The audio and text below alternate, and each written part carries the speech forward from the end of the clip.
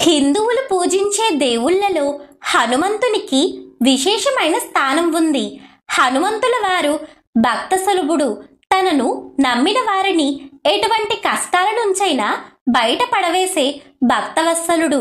ఏ భక్తుడైతే తనను నిష్కల్మషమైన భక్తితో ఆరాధిస్తాడో అతనిని తన దివ్య దర్శనంతో ఆనందంలో ముంచెత్తుతాడు. తనను నిర్మల మనస్సుతో కొలిచిన వారిని ఎల్లవేళలా కాపాడుతూ ఉంటాడు. ఆ స్వామిని నిత్యం స్మరించే వారికి ఎటువంటి ఆపదలు కలగవు. సర్వ కార్యాలయందు జయం కలుగుతుంది.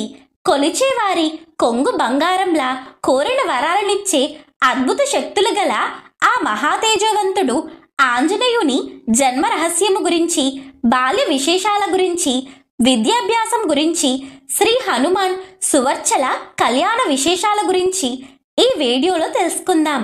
ముందుగా హనుమంతుని జన్మ కథ గురించి తెలుసుకుందాం. హనుమంతుని జననం గురించి శ్రీ రామాయణం, శివపురాణం, స్కాంద పురాణం, పరాశర సంహిత వంటి గ్రంథాలలో ఒక్కో పురాణంలో ఒక్కో కథ ప్రచారంలో ఉంది. ఈ కథలను గురించి ఇప్పుడు తెలుసుకుందాం. మొదటగా పరాశర సంహితలో ప్రస్తావించిన కథ. ఒకప్పుడు మైత్రేయ మహర్షి శ్రీ పరాశర మహర్షిని దర్శించి మహాభాగా శ్రీ ఆంజనేయుడను నామముతో ప్రసిద్ధమైన భగవత్ అవతారమును గురించి వివరించండి. అతడెవరు, ఎవరి కుమారునిగా అవతరించారు, ఏ ఏ దివ్య లీలలు చేశారు, అతని అవతారమెట్టిది వర్ణింపమని అడగగా శ్రీ పరాశరుడు ఇట్లు పలికెను. రాక్షసులు బలగర్వంతో దేవేంద్రాది దేవతలను, ఋషులను, మహర్షులను బాధించేవారు. బ్రహ్మ, విష్ణు, మహేశ్వరులు కూడా వాళ్లను ఆపలేకపోయారు. అప్పుడు శ్రీ మహావిష్ణువు త్రిమూర్తులమైన మన ముగ్గురు తేజస్సును, అన్ని దేవతల శక్తిని కలిపి పరమశివునికి ఇద్దాం అని అన్నారు. ఈ తేజస్సు ఫలితంగా జన్మించిన వాడు రాక్షస సంహారం చేసి దేవతలను, మునులను అందరినీ ఆనందింప చేస్తాడని విష్ణువు చెప్పాడు. తాను కూడా భూమిపై అవతరించి దుష్ట శిక్షణము, శిష్ట రక్షణము చేస్తానని దేవతలకు శ్రీ మహావిష్ణువు అభయమిచ్చాడు. ఆ తరువాత ఆయన శ్రీ హరిహర మహాతేజములను సంగ్రహించి సదాశివుని యందు ప్రవేశపెట్టారు. ఈశ్వరుడు ఆ తేజస్సును మృంగాడు. పరమశివుడు ఆ తేజస్సును తన భార్య పార్వతీదేవి గర్భంలో ప్రవేశపెట్టారు. కానీ పార్వతీదేవి ఆ మహాతేజమును భరించలేక దానిని అగ్నిదేవునికి ఇస్తుంది. అయితే సాక్షాత్తు శక్తి స్వరూపిణి అయిన పార్వతీదేవి ఆ తేజస్సును భరించలేకపోవటం దైవ సంకల్పంలో భాగం. ఆంజనేయ స్వామి పుట్టుక జరగాలి కాబట్టి ఈ లీల అంతా జరుగుతుంది. అలా పార్వతీదేవి ఆ మహాతేజస్సును అగ్నిదేవునికి ఇస్తుంది. అగ్నిహోత్రుడు కూడా ఆ మహాతేజస్సును భరించలేక దానిని వాయుదేవునికి ఇచ్చాడు. ఇలా ఉండగా మహేంద్రుని అమరావతి నగరంలో పుంజిక స్థల అను అప్సర కన్య ఉండేది. ఆమె అత్యంత సౌందర్యవతి, చంచల స్వభావము కలది. ఒకనాడు ఒక సమయంలో ఆమె వల్ల జరిగిన అపరాధం వల్ల ఒక మహర్షి ఆమెను శపించాడు. వానర యోనియందు వానర స్త్రీగా జన్మించమని శపించాడు. మహర్షి నోట శాపం వినగానే ఆమెకు దుఃఖం కలిగింది. ఆయన పాదాలపై పడి మిక్కిలి వినయంగా అపరాధాన్ని మన్నించమని వేడుకున్నది. అతను అనుగ్రహించి, నా శాపానికి తిరుగులేదు, నీవు వానర స్త్రీగా జన్మించాల్సిందే, కానీ నీవు అభిష్ట రూపాన్ని ధరిస్తావు, కోరినప్పుడు మానవ రూపాన్ని ధరించగలవు, అలాగే వానర రూపాన్ని కూడా ధరిస్తావు అని అన్నారు. మహర్షి శాపం సత్యమైంది. పుంజిక స్థల సుమేరు పర్వత గుహలో వానర శ్రేష్ఠుడైన కుంజరునికి పుత్రికగా జన్మించింది. ఆ కుంజరుడు ఆమెకు అంజన అని పేరు పెట్టాడు. భూలోకంలో ఉండే వానర జాతి మాదిరి జాతి కాదు. ఇది ఉపదేవతలలోని కింపురుష జాతికి చెందినది. వీరు అభిష్ట రూపదారులు. వీరి ఆకృతి మానవాకృతి మాదిరిగానే ఉంటుంది. కుంజరుడు అంజనాదేవిని వానర రాజైన కేసరికిచ్చి వివాహము చేశాడు. అంజనా కేసరులకు సంతానం కావాలని కోరిక కలిగింది. ఒకరోజు ధర్మదేవత అంజనాదేవికి కలలో సాక్షాత్కరించి, నీకు లోకారాధ్యుడైన బుద్ధిమంతుడైన కుమారుడు జన్మిస్తాడు. నీవు వాయుదేవుని గురించి తపస్సు చెయ్యి అని చెప్పింది. అంజనాదేవి వాయుదేవాత్మకమైన మంత్రాన్ని జపిస్తూ తపస్సు ప్రారంభించింది. వాయుదేవుడు ప్రతిరోజు ఆహారం నిమిత్తము ఆమె చేతిలో ఒక పండు ఉంచేవాడు. దానితో ఆమె ఆకలి తీరేది. కొంతకాలానికి వాయుదేవునకు ఆమె ఎడల అనుగ్రహం కలిగి శివతేజస్సును పండు రూపంలో అంజనాదేవి చేతిలో పెట్టాడు. అంజనాదేవి దాన్ని తిని గర్భం దాల్చింది. వైశాఖ బహుళ దశమి శనివారం పూర్వభద్ర నక్షత్రయుక్త వైద్యుతి నామక యోగ సహిత మధ్యాహ్న సమయంలో మణిమయ కుండలాలతో, దివ్య పీతంబరాలతో, హేమమాలలతో, స్వర్ణ యజ్ఞోపవీతంతో, పద్మరేఖలతో కూడిన పాద పద్మాలతో, మహాభుజాలతో, దీర్ఘవాలంతో, మహా తేజస్సుతో, మహాబల సంపన్నుడైన విష్ణుభక్తి తత్పరుడు, మహామహిమాన్వితుడు, సర్వశుభ లక్షణ సంపన్నుడు అయిన కుమారుడు అంజనాదేవి గర్భం నుండి ఆవిర్భవించాడు. అతని ఆంజనేయుడు. ఆ సమయంలో దేవతలు పువ్వుల వాన కురిపించారు. గంధర్వులు గానం చేశారు. కిన్నెర కింపురుషాదులు ఆనందంతో నాట్యం చేశారు. ఇక రెండవ కథ విషయానికి వస్తే ఇది శివమహాపురాణంలో చెప్పబడింది. శంకరుడు సతీదేవితో కైలాసంలో ఉండగా ఈశ్వరుడు రామ రామ అంటూ ధ్యానిస్తూ ఉండగా అకస్మాత్తుగా ధ్యానం భగ్నమై భార్య అయిన సతీదేవి వైపు చూస్తాడు. అలా సతీదేవిని చూడగాని సతీదేవి అది గమనించి పతిదేవునికి ఎదురుగా నిలబడి వినయంగా ఇలా అడుగుతుంది, స్వామి, నేను మీకు ఇప్పుడు ఎలాంటి సేవ చెయ్యాలి? మీరు నాతో ఏదో చెప్పాలి అన్నట్లు నాకు అనిపిస్తుంది అంటుంది. దానికి పరమేశ్వరుడు సతీదేవితో ఇలా అంటాడు, సతీ, ఈరోజు నా మనస్సులో మహోత్తరమైన శుభ సంకల్పం జరిగింది. ఏ మహామహిమాన్వితమైన నామాన్ని నేను నిరంతరం ధ్యానిస్తూ ఉంటాను, ఎవరి మంగళ నామమును సర్వదా స్మరించుకుంటూ మైమర్చిపోతుంటానో ఆ దేవుడే ఆచర్యకాలంలో భూలోకంలో అవతరించబోతున్నాడు. దేవతలందరూ భగవంతుని సేవించుటకు భూమిపై అవతరించెదరు. నేను కూడా అచటకు పోయి నా ప్రభువును సేవించుకుని నా కోరికను తీర్చుకుంటాను అని అంటాడు. అది విన్న సతీదేవికి కొన్ని సందేహాలు కలిగాయి. వెంటనే పరమేశ్వరుడిని ఇలా అడుగుతుంది, నాదా, మీ సంకల్పం యోగ్యమైనదే. నా ఇష్టదైవమైన మిమ్మల్ని నేను సేవిస్తున్నట్లే మీరు కూడా మీ ఆరాధ్య దైవమును సేవింపగోరుచున్నారు. కానీ మన వియోగం వల్ల నా హృదయ స్థితి ఎట్లాగునో తెలియటం లేదు. మీ సుఖమునందే నాకు సుఖం కలుగుతుందనే విధంగా నాకు శక్తిని ప్రసాదించండి. మరీ ముఖ్యంగా ఒక సందేహం నాకు అర్థం కావటం లేదు. అది ఏమిటంటే, ఈసారి భగవానుడు రావణ సంహారార్థం అవతరించబోతున్నాడు. మీకు పరమ భక్తుడైన రావణుడు మిమ్మల్ని ప్రసన్నం చేసుకోవటం కోసం శిరస్సులను సైతం ఖండించుకొని హోమం చేస్తున్నాడు. ఇలాంటి పరిస్థితుల్లో రావణ సంహార కార్యక్రమానికి మీరు ఎలా సహకారం అందిస్తారు అని ప్రశ్నించింది. అంతటా మహాదేవుడు సతీదేవితో ఇలా అంటాడు, దేవి, నీవు ఎంతటి అమాయకురాలవు. ఇందులో మన వియోగమేమీ లేదు. నేను ఒక రూపంలో అవతరించి నా ప్రభువును సేవించుకుంటాను.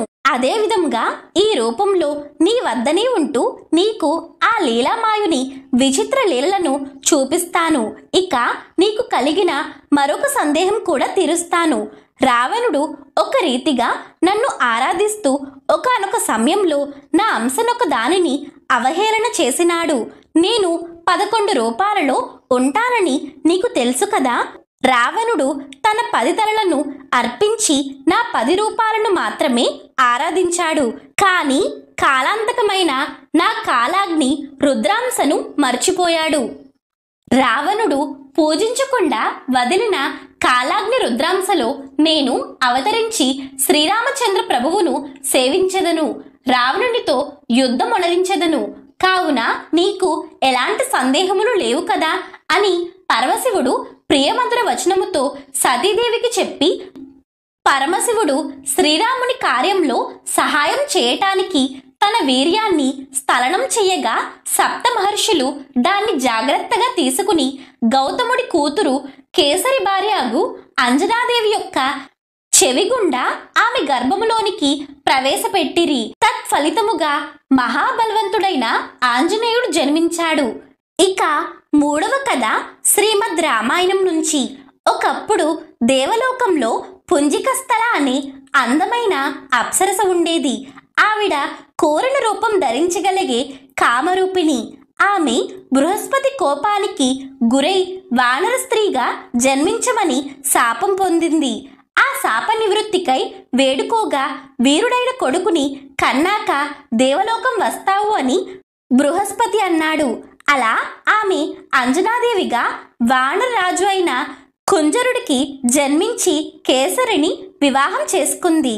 పరమ లావణ్యవతియగు అంజనాదేవి ఒకనాడు వివిధములగు సుగంధ పుష్పాభరణములతో దివ్య సౌందర్యము మూర్తిభవించినట్లుగా చక్కగా అలంకరించుకుని ఒక పర్వత శిఖరముపై నిలుచుండి ప్రకృతి అందాన్ని చూస్తూ ఉండగా వాయుతరంగం ఒకటి వేగముగా వచ్చి అంజనాదేవి చీరచెంగును కొద్దిగా ఎగరవేసెను. తనను ఎవరో స్పృశించుచున్నట్లు అంజనకు అనిపించింది. ఆమె తన వస్త్రములను సరిచేసుకుని నేరుగా నిలుచుని కోపంతో గద్దిస్తూ, నా పాతివ్రత్యాన్ని భంగం కలిగించడానికి సాహసించింది ఎవరు అని ఆగ్రహిస్తుంది. అందుకు సమాధానంగా వాయుదేవుడు ప్రత్యక్షమై, యశస్విని, నేను నీ పాతివ్రత్యమును భంగము చేయటలేదు. నేను అవ్యక్త రూపములో నిన్ను ఆలింగనము చేసుకుని మానసిక సంకల్పము ద్వారా నీకు బల పరాక్రమ సంపన్నుడు బుద్ధివంతుడు అగు పుత్రుడిని ఇచ్చుచున్నాను.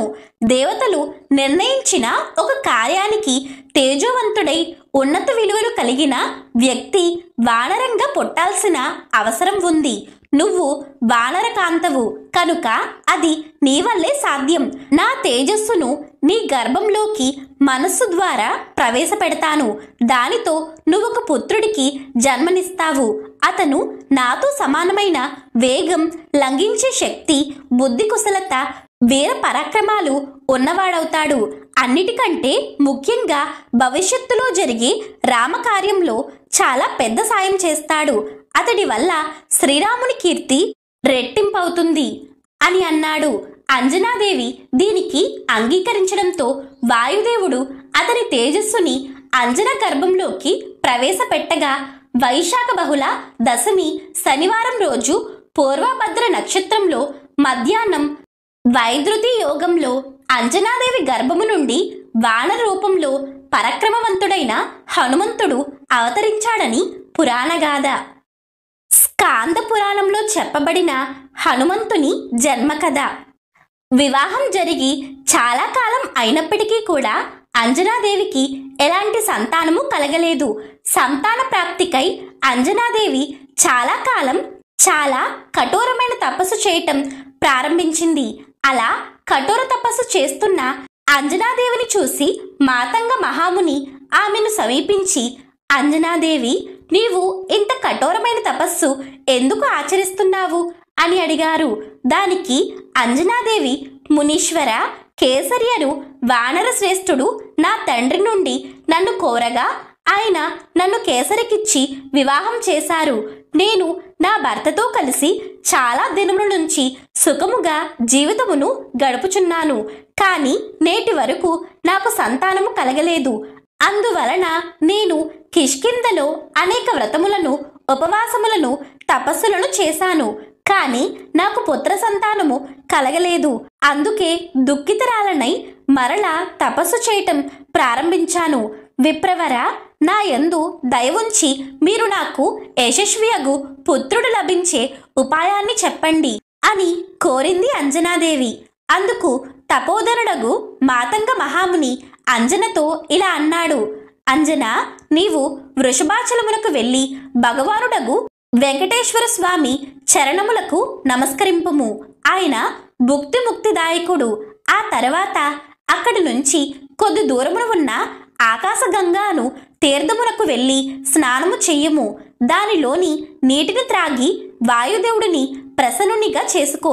దాని వలన దేవతలకు, రాక్షసులకు, మనుష్యులకు అజేయుడు అస్త్రశస్త్రముల కవద్యుడు అగు పుత్రుడు నీకు జన్మించగలడు అని చెప్పగా అంజనాదేవి మహాముని చరణములకు నమస్కరించి వృషభాచలమునకు చేరి అక్కడ వెంకటేశ్వరుని పాద పద్మాలకు భక్తితో నమస్కరించి ఆకాశగంగ తీర్థమున స్నానమాచరించి పరమ పావనమగు ఆ తీర్థజలమును త్రాగింది. దాని తటముపై కూర్చుండి తీర్థము వైపు తిరిగి వాయుదేవుని ప్రసన్నతకై అత్యంత భక్తి శ్రద్ధలతో తపస్సు చేయటం ప్రారంభించింది. శారీరక కష్టములను కూడా లెక్క చేయక శ్రద్ధ విశ్వాసములతోనూ ధైర్యముతోనూ అఖండమగు తపస్సు చేయసాగినది. ఒకనాడు సూర్య భగవానుడు మేషరాశిలో ఉండెను. ఆనాడు చిత్తా నక్షత్రయుక్త పౌర్ణమి తిథి. అంజనాదేవి చేయు కఠోర తపస్సునకు సంతసించి వాయుదేవుడు ప్రత్యక్షమై, అంజనా, నీ తపస్సునకు నేను మిక్కిలి ప్రసన్నుడైతిని. నీకు ఏ వరం కావాలో కోరుకో, తప్పక నెరవేరుస్తాను అని పలకగా ప్రత్యక్షుడైన వాయుదేవుని దర్శించి ప్రసన్నురాలైన అంజన ఆయన చరణములకు నమస్కరించి, మహాత్మా, నాకు ఉత్తమ పుత్రుడు జన్మించినట్టులా వరము ప్రసాదించండి అని కోరగా అందుకు వాయుదేవుడు, సుముఖి, నేను నీకు పుత్రుడనై నీ నామమును విశ్వవిఖ్యాతము చేయుదునని పలికి వరము ప్రసాదించెను. వరమును పొందిన అంజనాదేవి ఎంతో సంతోషించింది. ఒక శుభదినమున అంజనాదేవి గర్భం నుండి మహామహిమాన్వితుడగు సర్వశుభ లక్షణ సంపన్నుడైన ఆంజనేయుడు ఆవిర్భవించాడు. ఆ సమయంలో దేవతలు పువ్వుల వాన కురిపించారు. గంధర్వులు గానం చేశారు. కిన్నెర కింపురుషాదులు ఆనందంతో నాట్యం చేశారు. ఇక ఆంజనేయుడికి తన పేరుతో పాటుగా శ్రీ హనుమాన్ అనే పేరు ఎలా వచ్చింది, ఆయనకు దేవతలు ఇచ్చిన వరాలు ఏమిటి అనే విషయానికి వస్తే, చిన్నతనంలో ఆంజనేయుడు తన ఇంట్లో నిద్రపోతున్నప్పుడు తన తల్లి అంజనాదేవి పండు తీసుకురావటానికి అడవికి వెళుతుంది. అంతలో ఆంజనేయుడికి ఆకలి వేసి కళ్ళు తెరిచి చూసేసరికి ఎదురుగా ఎర్రని సూర్యబింబం కనిపిస్తుంది. ఆ ఎర్రని సూర్యుడిని చూసిన ఆంజనేయుడు అది పండు అనుకుని ఆకాశంపైకి వాయువేగంతో ఎగిరి వెళ్తాడు. అయితే ఆ రోజు అమావాస్య, సూర్యగ్రహణం కావటం వల్ల సూర్యుడిని మింగటానికి రాహువు కూడా వేగంగా దూసుకుని వెళ్తుంటాడు. ఆ క్రమంలోని రాహువు అతని కంటే వేగంగా ఒక బాణంలా సూర్యుని వైపు దూసుకు వెళ్తున్న హనుమంతుణ్ణి చూస్తాడు. దాంతో రాహువు వెంటనే ఇంద్రుడి వద్దకు వెళ్ళి తాను చూసినదంతా చెప్తాడు.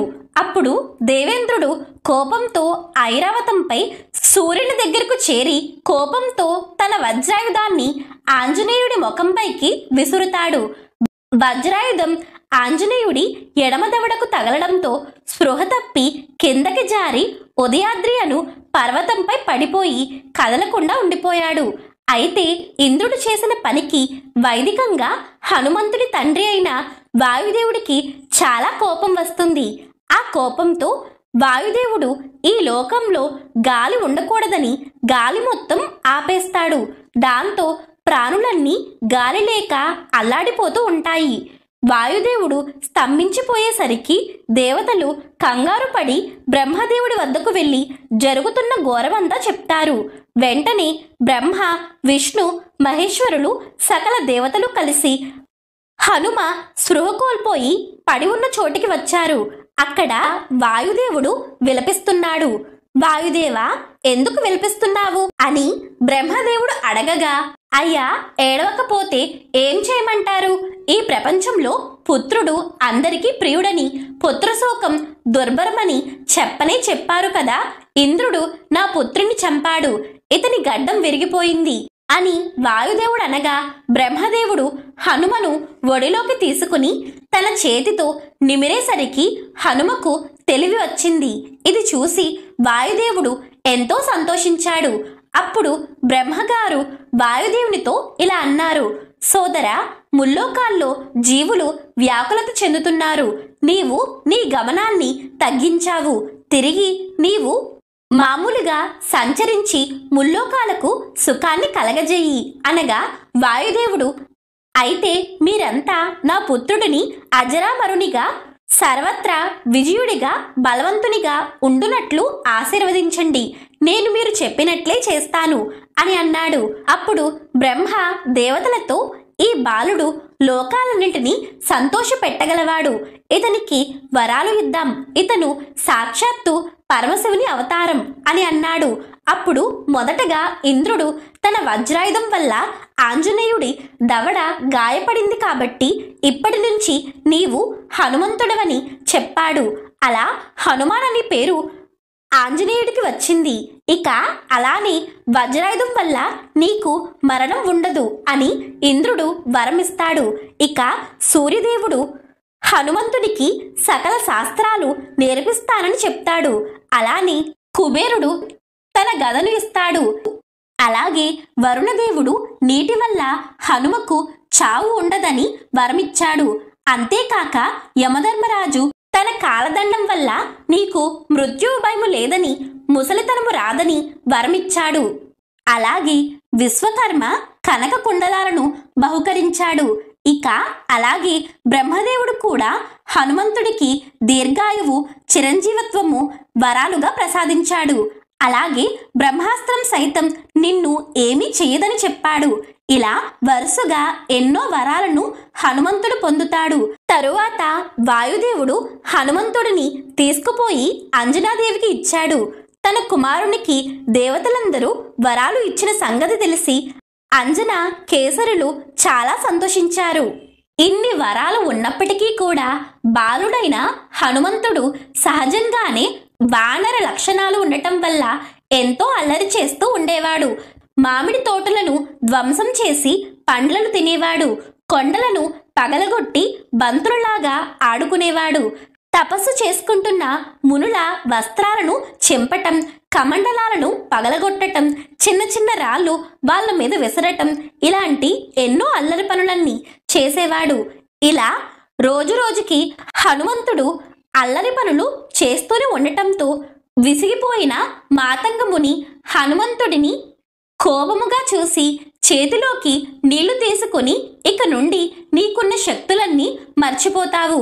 ఎవరైనా నీ శక్తులు గుర్తు చేస్తే తప్ప నీకు నీ శక్తులు గుర్తుకు రాక ఒక సాధారణమైన వానరుడిగా బ్రతుకుతావు అని శపించాడు. వెంటనే హనుమంతుడు తన శక్తులన్నీ మర్చిపోయాడు. సాత్వికుడిగా మారిపోయాడు. విద్యను అభ్యసించడానికి యోగ్యుడైనాడు.